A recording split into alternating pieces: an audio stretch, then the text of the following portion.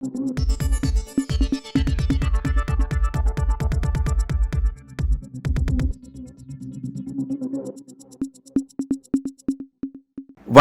இது news focus Tamil. இன்றைய சிறப்பு விருந்தினராக நம்முடன் அரசியல் பேச இணைந்திருக்கிறார் காங்கிரஸ் கட்சியினுடைய செய்தி தொடர்பாளர் திரு இனியன் ராபர்ட் அவர்கள். சார் வணக்கம். வணக்கம் சார். என்டிஏ தலைமையில் முறையாக மோடி தன்னோட அடுத்த 5 ஆண்டுக்கான ஆட்சியை தொடங்க இருக்கிறாருங்கிறத கவனிக்கிறோம். இந்த அரசியல் உண்மையிலே பாஜக விரும்பாத அரசியல். 2019 வெற்றிக்கு பிறகு அமித்ஷா பேசின அந்த உரை அப்படிங்கிறது பல கட்சி ஜனநாயகம் தான் இந்தியாவுடைய வளர்ச்சியை தடுத்திருக்கு அப்படின்னு சொன்னவர். இன்றைக்கி வேறு வழி இல்லாமல் ஒரு நெருக்கடியில் பல கட்சிகளோட உதவியோடு ஆட்சி அமைக்கக்கூடிய சூழலுக்கு தள்ளப்பட்டிருக்கு. இப்படி ஒரு நிலைமைக்கு பாஜக வந்ததுக்கும் மோடி வந்ததுக்கும் நிலைமையை எப்படி பார்க்குறீங்க? இனி இந்த அரசு எப்படி பயணிக்கும்னு பார்க்குறீங்க? இல்லை, அதுதான். நீங்கள் ஒரு வாரத்துக்கு முன்னாடி கூட என்ன சொன்னாங்கன்னா, இந்தியா கூட்டணி ஆட்சிக்கு வந்தால் நிலையான ஆட்சி இருக்காது, இது ஒரு கூட்டணி ஆட்சியாக இருக்கும், இதில் ஒரு ஸ்திரத்தனமான ஒரு ஒன்றிய அரசு இருக்காதுன்னெலாம் பேசுனாங்க. இப்போ திருப்பி நாங்கள் பார்த்து கேட்குறோம், உங்கள்கிட்ட ஸ்திரத்தனமான ஒன்றிய அரசு இருக்குதா? உங்கள் ஆட்சி 5 வருஷத்துக்கு நிலைத்து நிற்கணும் உறுதியாக உங்களால் சொல்ல முடியுமா? அப்போது எங்கள் மேலே என்ன குற்றச்சாட்டை நீங்கள் வச்சிங்களோ இன்றைக்கு அத்தனை குற்றச்சாட்டு உங்கள் மேலே இருக்குது. இன்னும் சொல்ல போனோன்னா, இந்தியா கூட்டணி இருக்கக்கூடிய நம்பகத்தனமான தோழமை கட்சிகள் கூட அங்கே கிடையாது. ஏன்னா சந்திரபாபு நாயுடுவும் நிதிஷ்குமார் எப்போ கண்டுட்டு போவாங்கன்னு அவருக்கே தெரியாது. ஏன்னா இதே சந்திரபாபு நாயுடு என்டிஏ கூட்டணி விட்டுட்டு வெளியே வந்ததுக்கு காரணமே ஆந்திர மாநிலத்துக்கு சிறப்பு அந்தஸ்து கொடுக்க மாட்டேங்கிறேன்னு சொல்கிறதுனால தான். இன்றைக்கி அவர் வைக்கின்ற முதல் கோரிக்கை என்ன? நான் உங்களுக்கு ஆதரவு கொடுக்குறேன், நீங்கள் எங்கள் மாநிலத்துக்கு சிறப்பு அந்தஸ்து கொடுங்க, அமராவதி கட்டமைப்பதற்கு 1.5 லட்சம் கோடி கொடுங்கன்னு இருக்காரு. இப்போ பிஜேபி இன்னொன்று சொன்னால் ஆட்சி கவிழ்ந்துடும். நிதிஷ்குமார் சாதிய கணக்கு கேட்பார், அவர் தன் மகனுக்கு எம்பிசி கேட்பார், அவர் முக்கியமான துறைகளை கேட்குறாரு. இதை கொடுக்க முடியலன்னு பிஜேபி சொன்னால் ஆட்சி கவிழ்ந்துடும். அப்போ கொடுத்து தான் ஆகணும். எந்த மாநில சுயாட்சிக்கு எதிராக அரசியல் செஞ்சீங்களோ, இந்த சமூக நீதிக்கு எதிராக அரசியல் செஞ்சீங்களோ, அதை நிறைவேற்ற வேண்டிய கட்டத்துக்கு தள்ளப்பட்டிருக்கீங்க. அப்போது அந்த அடிப்படையில் பிஜேபி இன்றைக்கி ஒரு பல்ல பிடுங்கின பாம்பாக இருக்குது 5 வருஷத்துக்குமே. இன்னும் சொல்ல போனோன்னா, திருடனுக்கு தேள் கொட்டின அப்படி இருக்கும் 5 வருஷத்துக்கு. இவ்வளோ நெருக்கடியாக ஒரு ஆட்சியை நடத்தக்கூடிய சூழலுக்கு ஏன் பாஜக நகரணும், ஏன் அப்படி போகணும் அப்படிங்கிற ஒரு கேள்வி இல்லை. அவங்க ரொம்ப சிம்பிளாக சொல்லணும்னா, 2025ஆம் ஆண்டு RSS நூற்றாண்டு விழா. அப்போ RSS நூற்றாண்டு விழா வரும்போது பாஜக ஆட்சியில் இருக்குன்றது குறைஞ்சபட்ச ஒரு எண்ணமாக இருக்கலாம். அதனால் ஆட்சி அதிகாரம் தக்க வைக்கணும். இப்போ மோடிக்கும் அதிகாரத்தில் இருந்துட்டார், மோடியும் பிரதமராகவே இருந்துட்டார் சார். பிரதமராக முதல்வராக எடுத்துகிட்டு ஒரு 22 இயர்ஸ் இருந்துட்டார். ஸோ அதெல்லாம் அவருக்கு அதிகாரம் எல்லாம் இருக்கவும் முடியாது. சரி, ஓகே, வேறு வழி இல்லை, ஏதோ பண்ணுவோம் அப்படின்னு தான் வந்திருக்காங்களே தவிர பிஜேபி தொண்டர்கள் யாரும் மனப்பூர்வமாக ஏற்றுக்கொண்டதாக எனக்கு தெரியல. மோடிக்கும் பெரிய மகிழ்ச்சி இருக்கிற மாதிரி எனக்கும் தெரியல. அவர் பேச்சுக்களில், நடை உடை பாவனைகளில் எங்கேயுமே ரொம்ப கான்ஃபிடென்ட்டாக முன்னாடி இருந்த மாதிரியான ஒரு தைரியமாக மகிழ்ச்சியோடு இருக்கிற மாதிரி எனக்கு தெரியல. ஏன்னா அடிப்படையிலே தனிப்பெரும்பான்மை கிடைக்கல, ஆட்சி அமைப்பதற்கு ஃபெயிலாக இருக்காங்க. 270 சீட் இல்லை அவங்களுக்கு. இப்போ கூட்டணி கட்சி நம்பி ஆட்சி செலுத்த வேண்டிய நிலைமை தள்ளப்பட்டிருக்காங்க. அதில் அவங்களுக்கே தெரியாது இப்போ ஆட்சி கவுளுன்ட்டு. 5 ஆண்டுகள் நிலைத்து இருப்பாரானே தெரியாது. இப்படி ஒரு நெருக்கடியில் அவர் ஆட்சி செய்வாரா அப்படின்னு கேள்வி கேட்கும்போது தான், ஒன்று அவர் பழைய வாஜ்பாயோட ஸ்டேட்டஸ்க்கு அவர் நகரணும், கூட்டணி கட்சிகளை அரவணைச்சி அரசியல் செய்யக்கூடிய இடத்துக்கு அவர் நகரணும். இல்லாத பட்சத்தில் அவர் கட்சிகளை உடச்சி எம்பிக்களை விலை கொடுத்து வாங்கணும். இதில் எதை அவர் முன்னெடுப்பார்னு நம்ம பார்க்கலாம். இல்லை, நீங்கள் வாஜ்பாய் தலைமையிலான என்டிஏ என்பது அது ஒரு ஸ்மார்ட்டான ஒரு என்டிஏ. அன்றைக்கி திமுகவோட கூட்டணியில் இருந்தாங்க. திமுக போன்ற கட்சிகள் கூட மதிமுக இருந்தாங்க கூட்டணியில் வாஜ்பாயில். ஆனால் அன்றைக்கி பாஜக அந்த 5 ஆண்டுகளத்தில் எந்த விதமான மதவாத திட்டங்களையும் கொண்டு வரவே இல்லை. கொண்டு வர மாதிரி பார்த்துட்டாங்க. திமுகவும் காமன் மினிமம் ப்ரோக்ராம் போட்டு காமன் மினிமம் ப்ரோக்ராம் போட்டு ஒரு செக் வச்சுட்டாங்க. ராமர் கோயில் கட்டுறது குறித்தோ, ஆர்டிகல் 370 குறித்தோ மூச்சு கூட இல்லை வாஜ்பாய் அரசு 5 ஆண்டுகளில். ஆனால் மோடி அப்படிப்பட்டவர் அல்ல. Modi is not Vajpayee. மோடி வேற, வாஜ்பாய் வேற. பட் இப்போ இருக்க சுச்சுவேஷன் ஒன்று வாஜ்பாயாக மாறி ஆகணும். அப்படி இல்லது அவர் மாற மாட்டார். அப்படி இல்லது விலை கொடுத்து எம்பிக்களை வாங்கி ஆகணும். இது ரெண்டுமே இல்லாமல் செய்ய முடியாது. எதை செய்வார்? மோடியினுடைய ஈகோ வாஜ்பாய் மாதிரி இருக்காது. மோடிக்கு ஈகோ அதிகம். மோடியினுடைய ஈகோவை நாயுடு தொட்டு பார்ப்பார். அப்போ அப்படின்னா அப்போ டுவர்ட்ஸ் அவர் குதிரை பேரத்தில் தான் ஈடுபடுவார் அப்படிங்கிறத பார்க்கலாமா? அது தெரியாது. இப்போதைக்கு மோடி வாஜ்பாய் இல்லைன்றது என்னோட கருத்து. மோடி வாஜ்பாய் மாதிரி நடத்த மாட்டான்னு கருத்து. காமன் அவர் பேசுறாரு, ஓப்பனாக பேசுறாரு. இனி 10 ஆண்டுகளுக்கு என்டிஏ ஆட்சி நீங்கள் பார்க்க போறீங்க அப்படின்னு சொல்லி இன்னைக்கு அவர் பேசுறாரு. இல்லை, பேராசையின் உச்சம். இப்படி பேசி தான் நிலைமைக்கு வந்திருக்கீங்க. இப்படி பேசி தான் நிலைமைக்கு வந்திருக்கிறீங்க. இந்த மாதிரி ஏளனமான பேச்சு, இது மாதிரி திமிர்த்தனமான பேச்சு பேசினால தான் மோடி நிலைமைக்கு வந்திருக்கிறார். அதனால் இதற்கு பிறகு அந்த மாதிரி பேசாமல் எதை செய்யணுமோ செஞ்சு கொடுத்துருப்போம், மக்களுக்கு செஞ்சு கொடுத்துருப்போங்க. நீங்கள் வேறு எதுவுமே நான் உங்கள்கிட்ட கேட்கவே இல்லை. அதன் அடிப்படையில் உங்களுக்கு 5 ஆண்டுகள் நிலைச்சிருக்குமானே உங்களுக்கு தெரியாத சூழ்நிலை நீங்கள் இருக்கீங்க. நீங்கள் இதுங்க 10 ஆண்டுகள் இருப்பாங்க. அவங்க 2 வருஷம் இருக்குமான்னு தெரியாது, இல்லை 10 ஆண்டுகள் ஆசைப்படுறார் அவர். அதனால் இன்றைக்கி 2வது இந்தியா கூட்டணியும் பல வியூகங்களை நாங்கள் வகுக்க போகிறோம், நிறைய பாடங்கள் கற்றுக்கொண்டிருக்கிறோம். அடுத்து என்ன பண்ணுறது யோசிக்க தான் போகிறோம். நாங்கள் இந்திய கூட்டணி வந்து இந்த ரிசல்ட்டுக்கு பிறகு வந்து நீங்கள் ஆட்சி அமைக்கிறதான வாய்ப்புகள் இருக்கா அப்படின்னு சொல்லி நீங்கள் பெரிய அளவில் ஆய்வில் ஈடுபட்டீங்க. உங்கள் கட்சியினுடைய முக்கிய நிர்வாகி ஜெயராம் ரமேஷ்லாம் வந்து 48 மணி நேரத்தில் எங்களுடைய பிரதமர் வேட்பாளர் அறிவிப்போம் அப்படின்லாம் வந்து ரிசல்ட்டுக்கு பிறகுலாம் பேசிக்கிட்டு இருந்தார். பட்டு அது அப்படியே எல்லாமே அந்த விஷயங்கள் எல்லாமே பேசி ஒரு முடிவுக்கு வந்து கம்ஃபர்டபுளாக எதிர்க்கட்சியை தான் உட்கார போன்ற ஒரு முடிவுக்கு நீங்கள் வந்துட்டீங்க. ஏன் இந்த முடிவுக்கு வந்துட்டீங்க? இல்லை, உங்களுக்கு ஆட்சியை கைப்பற்றுவதற்கு நெருக்கமான நம்பரில் தான் நாங்கள் இருந்தோம். 38 சீட் இருந்ததுன்னு ஆட்சியை பிடிச்சிருக்க முடியும். ஆனால் நாங்கள் 38 சீட்டுக்கு வர்றதுக்கான போடுற எஃபர்ட்டும் பிஜேபி ஜஸ்ட் லைக் தட் அப்படி வாங்குறதுக்கும் டிஃப்ரென்ஸ் இருக்குது. இப்போ என்னென்னா, நாங்கள் ஆட்சிக்கு வர்றது இங்கே பிரச்சனை இல்லை, அதன் பிறகு ஆட்சி நடத்தணும். ஆனால் பிஜேபிக்கு அப்படி இல்லை, ஆட்சி கிட்ட நெருக்கத்தில் இருக்கிறாங்க, அவங்க ஆட்சியை ஃபார்ம் பண்ணிவிடுவாங்க. இப்போ பண்ணிட்டாங்க. காங்கிரஸ் கட்சியை விட சுமூகமான இடத்துல அவங்க இருந்திருக்காங்க. ஆனால் அடுத்த 5 ஆண்டுகளுக்கு காங்கிரஸ் கூட்டணி, இந்தியா கூட்டணி மற்றும் இதர கட்சிகள் கிட்டத்தட்ட 250 பேர் வரப்போகிறோம். இந்த 250 பேர் ஒரு வலுவான எதிர்க்கட்சியாக அமர்ந்து கொண்டு இந்த செக்ஸ் அண்ட் பேலன்ஸை நாங்கள் மெயின்டைன் பண்ண போகிறோம். பார்லிமெண்ட்டில் மக்கள் விரோத எந்த சட்டமும் பிஜேபி கொண்டு வர முடியாது, கான்ஸ்டியூஷனை திருத்த முடியாது, யூசிசி வராது, உங்களுக்கு சிஏஏ வராது, என்ஆர்சி வராது, எந்த விதமான சர்வாதிகார திட்டங்களும் அடுத்த 5 ஆண்டுகள் வராமல் பார்த்துக்கொள்வோம். அதாவது எதிர்க்கட்சியினுடைய பலம் இப்போ தான் புரிய போகுது. ஒரு ஜனநாயகத்தில் எதிர்க்கட்சி பலமாக இருக்கணும், ஆளுங்கட்சிக்கு சமமாக இருக்கணும், இருந்தால் தான் ஜனநாயகம் என்கிற அந்த வண்டி ஓடும். இந்த வண்டி நல்லா ஓடும் 5 வருஷம். ஓகே, அந்த மாதிரியான சர்வாதிகார திட்டத்தோட ஆட்சி செய்வதற்காக தான் மோடிங்கிறவர் வந்து பாஜக ஃபேஸாக மாறாரு, அவர் தான் ஆட்சிக்கு வர்றாரு அப்படிங்கிற பார்க்குறோம். இந்த மாதிரியான விஷயங்கள் எதுவும் நிறைவேற்றப்படாமலே எதுக்கு வந்து ஆட்சிக்கு பாஜக கையில் வச்சுக்கணும்? இல்லை, அவங்களுக்கு என்னென்னா அதிகாரத்துலேருந்து பழகிட்டாங்க சார். இப்போ அதிகாரத்துலேருந்து பழகிட்டாங்க, அதிகாரத்தை விட்டு வெளியில் வர முடியாது அவங்களால. அது கௌரவ பிரச்சனையும் கூட. 3வது முறை மோடி இருக்கிறார்.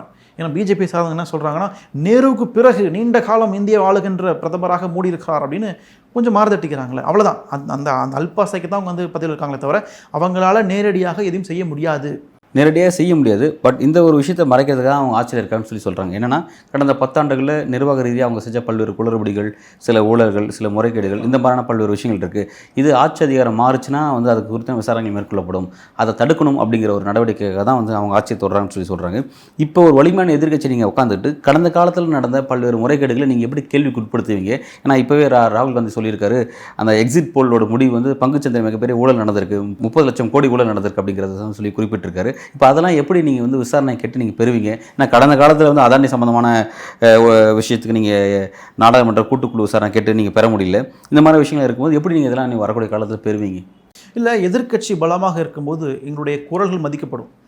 அப்போது நாங்கள் ஒரு ஜாயிண்ட் பார்லிமெண்ட்ரி கமிட்டி, கூட்டு நாடாளுமன்ற குழு வேணும்னு நாங்கள் சபாநாயகர்கிட்ட கேட்டோம்னா அதற்கான அந்த குரல்களுக்கான மரியாதை கிடைக்கும்.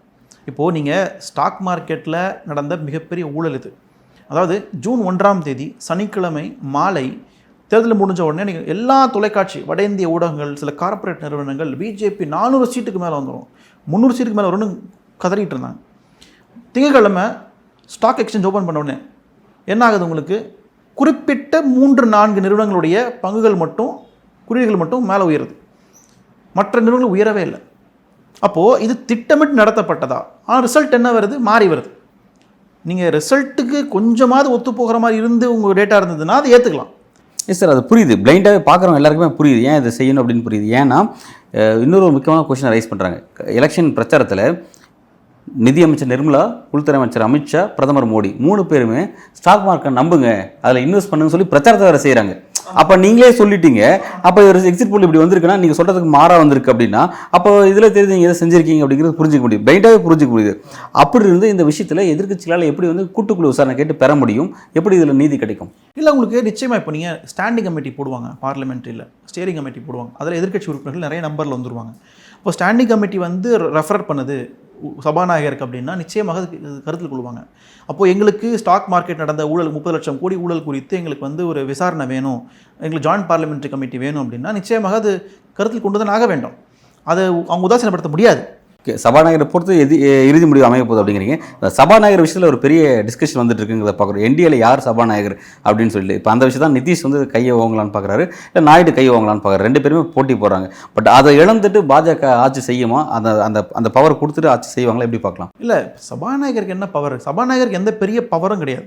எந்த கட்சிக்கும் பெரும்பான்மை இல்லாத சபாநாயகர் எடுக்கிற முடிவு இறுதியான முடிவு உள்ள பார்லிமெண்ட்டுக்குள்ளே இருக்கும். தனிப்பட்ட முடிவு எடுக்க முடியாது. சபாநாயகர் தனிப்பட்ட எந்த முடிவு எடுக்க முடியாது. பெரும்பான்மை தான் அதை வந்து ஆதரிக்க முடியும். என்ன பெரும்பான்மை வருகிறதோ அது ஒத்து தான் ஒரு பதில் சொல்ல முடியும். அப்போது சபாநாயகர் நடுநிலை நடந்து கொள்ள வேண்டும். அதுதாங்க பாயிண்ட்டுங்க. சபாநாயகர் நியூட்ரலாக இருக்கணும், ஒரு பக்கம் சார்ந்திருக்கக்கூடாது. அப்போ பிஜேபி சார்ந்த ஒருவர் வருகிறாருன்னா இந்த மாதிரி ஒரு சூழ்நிலையில் ஒருதலைபட்சமாக செயல்படக்கூடிய வாய்ப்புகள் உண்டு. ஏன்னா மெஜாரிட்டி இல்லை அவங்களுக்கு. அப்போது டிடிஎஸ்ல இருந்தோ இல்லைனா ஜேடியூல இருந்தோ ஒருவர் சபாநாயகராக வருகிறார் என்றால் அப்போது நடுநிலை நடந்து கொள்ளக்கூடிய வாய்ப்புகள் இருக்குது. அப்போ நாங்கள் ஜாயின்ட் பார்லிமெண்ட்ரி கேட்டாலோ நிச்சயமாக அதை நடைமுறைப்படுத்தக்கூடிய இடத்துல அவர் இருப்பார், ஒன் சைடு இருக்க மாட்டாங்க. அதனால் அவங்க கேட்கின்ற கோரிக்கையை நாங்கள் வரவேற்கிறோம். எங்களாலையும் அழுத்தம் கொடுக்க முடியும், குரல் கொடுக்க முடியும், பலமான குரலை கொடுக்க முடியும். அதன் மூலமாக கடந்த ஆட்சியில் நடந்த எல்லா விதமான ஊழல், அது ரஃபேலிருந்து அது வந்து உங்களுக்கு எல்லா விதமான ஊழலையும் நாங்கள் பெகாசஸ்லேருந்து நாங்கள் தோண்டி எடுப்போன்றதில் எந்த மாற்று கருத்தும் இல்லை. ஒருவேளை நிதிஷும் சந்திரபாபு நாயுடும் வைக்கக்கூடிய கடுமையான டிமாண்டை மோடியால் நிவர்த்தி செய்யப்பட முடியல அப்படின்னா சரி ஓகே, இனிமேல் இவங்களாம் வச்சு நம்ம பயணிக்க முடியாது, குதிரை பேரத்தில் ஈடுபட்டு அதுவும் கை கொடுக்காத பட்சத்தில் நம்ம எதிர்கட்சி நகர்ந்துருவோம், கம்ஃபர்டபுளாக நாம நகர்ந்துருவோம், அவங்க என்ன பண்ணுறாங்கிறத பார்ப்போம் அப்படின்ற ஒரு இடத்துல நகர்ந்தாருனா, ஏன்னா அதில் ஒரு ப்ளஸ் இருக்குது அவங்களுக்கு. அந்த ப்ளஸ் நிச்சயமாக எல்லாரும் கவனிச்சுப்பாங்கன்னு தெரியல. என்ன ஒரு ப்ளஸ் அப்படின்னா, சப்போஸ் இவர் எதிர்கட்சி நகர்ந்துட்டார்னா, இவங்களாம் சேர்ந்து ஆட்சி பண்ண விட்டானா, இவ்வளோ பெரிய கட்சியில் ஒன்றா சேர்ந்து அவங்களுக்குள்ளே பெரிய சண்டையை போட்டுக்கிட்டு, யாருக்கு எந்த கேபினெட்ன்றல சண்டையை போட்டுக்கிட்டு அவங்களால ஆட்சி செய்ய முடியாமல் ஃபெயிலியர் ஆகி நிற்கும் போது நாளைக்கு திரும்ப மக்கள் வந்து அறுதி பெரும்பான்மையில் நம்மளை தேர்ந்தெடுத்துருவாங்க. ஏன்னா கடந்த 10 ஆண்டுகளோட ரெக்கார்டை மக்கள் பார்த்துருக்காங்க. அப்படின்ற இடத்துக்கு அவர் நகரார், இன்கேஸ் நகரார்னு வைங்களேன், அந்த டைமென்ஷன்ஸ் எப்படி போகும்? தாண்டில் என்ன ரெக்கார்டு பார்த்தாங்க இருக்கு அவங்களுக்கு 282 1.0 அது விஷயம் கிடையாது. என்னன்னா இப்போ அவர் சொல்லுவார்ல, இப்போ 2019 ஒரு பெரிய நாட்டின் பாதுகாப்பு சவுக்கிதார் மோடி சொல்லி காமிச்சு ஒரு பெரிய பாதுகாப்போடு நான் உங்களுக்கு ஆட்சி செஞ்சேன். இப்போ இந்த பாருங்க, இப்போ இவங்கெல்லாம் பார்த்தீங்களா என்ன பண்ணாங்க பார்த்தீங்களா, ஒரு பதவிக்கு இப்படி அடிச்சுக்கிறாங்க, இது என்னோட ஆட்சியில் இருந்துச்சா அப்படின்னு அவர் அதை தான் முன்வைப்பார். இல்லை அப்படி ஏதாவது செஞ்சிருந்தாருன்னா சொல்லி கேட்கலாம். 10 ஆண்டுகள் அதை நான் பண்ணியிருக்கேன், அதை பாருங்கள் மெஜாரிட்டி இருந்தது நான் பண்ணேன், இப்போ மெஜாரிட்டி இல்லை பண்ண முடியல சொல்கிறதுக்கு எதுவுமே இல்லையே. எதை சொல்லியும் கேட்பார் திருப்பி மெஜாரிட்டி கொடுங்கன்னு. மெஜாரிட்டி மக்கள் உங்களை தூக்கி எறிஞ்சதுக்கு காரணமே நீங்கள் 10 ஆண்டுகள் எதுவும் செய்யாதனால தான். அதெல்லாம் மோடி மெஜாரிட்டியை எதை வச்சும் கேட்க முடியாது. ரெண்டாவது, மாநில கட்சிகள் ஜேடியோ இல்லைன்னா டிடிஎஸோ ஆதரவு கொடுப்பதும் அவங்களுக்கு பலம். அவங்களும் பலத்தை அவங்க ஆதரவு அவ்வளோ சீக்கிரம் பின்வாங்கிட மாட்டாங்க. நாங்கள் என்ன நினைக்கிறோம், பிஜேபியினுடைய ஆட்சி நடக்கும், 5 ஆண்டுகள் நடத்த முடிக்கலாம். ஆனால் அது வந்து எப்படின்னா பிஜேபி நினைக்கின்ற ஆட்சியாக இருக்காதுன்றதான் என் பாயிண்ட்டு. இன்கேஸ் மோடியால் தனிப்பெரும்பான்மை இல்லாமல் பாஜகவுடைய ஆர்எஸ்எஸ்னுடைய சில கனவு திட்டங்களை நிறைவேற்ற முடியாமல் ஏன் நம்ம இந்த நிலைமைக்கு நம்ம நகரணும், ஒரு விஷயத்தை திரும்ப மெஜாரிட்டி நோக்கி நம்ம நகருவோம், அதுக்கு நம்ம வந்து இந்த ஸ்டாண்டை எடுப்போம், ஆப்ஷன் பியை நோக்கி நம்ம நகருவோம், நம்ம எதிர்கட்சியை மாறுவோம், இவங்க என்ன பண்ணுறான்னு பார்ப்போம் அப்படின்ற இடத்துக்கு நகராக தான் அது நாளைக்கு ஒரு மிகப்பெரிய வெற்றி. ஏன்னா 10 ஆண்டுகள் அவர் என்ன செஞ்சாலும் மக்கள் கேட்க மாட்டாங்க. இந்த 6 மாதமாக 1 வருஷமாக இந்த குட்டி கட்சிகளோட கலாட்டாக்கள் என்ன பண்ணான்னு பார்த்தீங்களா, எப்படி ஃபெயிலில் போய் முடிஞ்சாங்க, அது வந்து நடக்காது அப்படின்ற விஷயத்தை அவர் காட்டலாம் இல்லையா? அதை அவங்க நினைக்கலாம், ஆனால் மக்கள் நினைக்க மாட்டாங்க. மக்கள் எப்படி பார்ப்பாங்கன்னா, நீங்கள் நினச்சா ஆட்சிக்கு வருவீங்க, நினச்சா ஆட்சியை கலைப்பீங்களான்னு கேட்பாங்க, கேள்வி கேட்பாங்க. ரெண்டாவது, நிதி. உங்களுக்கு தேர்தல் ஆணையம் செலவு பண்ணக்கூடிய கோடிக்கணக்கான நிதி, இதெல்லாம் வந்து மக்களின் வரி பணம். நீங்கள் ஆட்சியை கவிழ்த்துட்டு வந்தீங்கன்னா, தேர்தலில் இங்கே எதிர்கட்சிகள் பெரும்பான்மை இல்லை, ஆட்சியை உருவாக்க முடியலன்னா எலெக்ஷனுக்கு போகணும்ல அடுத்து நீங்கள். சரி ஒரு நிமிஷம், எல்லா கட்சிகளுமே தேர்தல் நிதியோட செலவாதுங்கிற பற்றி யோசிக்க மாதிரி தெரியல. எல்லா கட்சியிலும் சொல்ல, நாட் ஒன்லி பாஜக சொல்கிறேன். இல்லை ஏன் சொல்ல வரேன், நான் எக்ஸாம்பிள் சொல்கிறேன். நீங்கள் ராகுல் வந்து 2 தொகுதியில் நின்றுருக்காரு, 2 ஜெயிச்சிருக்காரு, இப்போ 1 ரெசைன் பண்ணும், இப்போ அந்த இடத்துல இன்னொரு எலெக்ஷன் வரும், இப்போ அந்த செலவு யார் இருக்கிறது? மக்களோட வரி பண்ணணும். ஒரு தொகுதி பரவாயில்ல சார், நாடு முழுக்க எலெக்ஷன் தான் என்ன பண்ணுறது? இல்லை எல்லாமே ஒரே கான்செப்ட் தானே சார். இவங்க விளையாடுற விளையாட்டுக்கு அதனால மக்கள் அது விளையாட்டு இல்லை.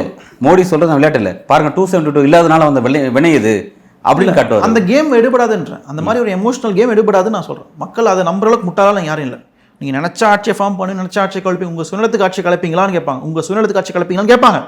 அப்போது நீங்கள் களத்தில் வந்து நீங்கள் ஒன்றும் பேச முடியாது, உங்களுக்கு இன்னும் பின்னாடி கொண்டு போட்டுருவாங்க. அந்த டைமென்ஷன்ஸ் பாலிடிக்ஸ் நகர வாய்ப்பு இருக்குன்னு பார்க்குறீங்க, அது நகராது இல்லை, அது நகராதுன்றதான் என்னுடைய கணிப்பு. ஏன்னா இவங்களுக்கும் ஆதரவு தேவை, அவங்களுக்கும் ஆதரவு தேவை. ஆனால் பிஜேபி நினைக்கின்ற ஆட்சியாக அது இருக்காதுன்றதான் என்னுடைய பாயிண்ட். வரக்கூடிய காலகட்டத்தில் இந்த அரசியல் எதை நோக்கி நகருதுங்கிறத பொறுத்து வந்து பார்ப்போம்.